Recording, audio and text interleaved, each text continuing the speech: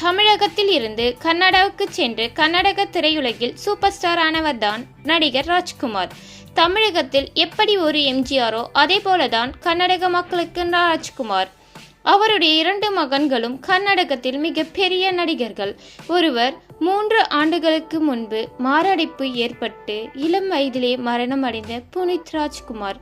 மற்றொருவர் ஜெயிலர் திரைப்படத்தில் ரஜினியுடன் இணைந்து நடித்த டாக்டர் சிவராஜ்குமார்.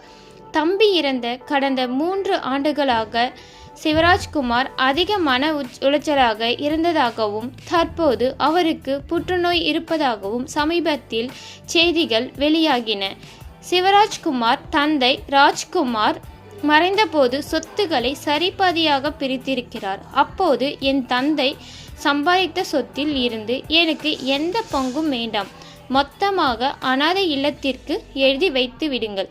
சினிமாவில் சம்பாதிப்பது மட்டும்தான் என்னுடைய சொத்தாக இருக்க வேண்டும் என கூறிய சிவராஜ்குமார் மீண்டு வர வேண்டும் என அவருடைய ரசிகர்களும் கர்நாடக மக்களும் தற்போது பிரார்த்தனை செய்து வருகிறார்கள்.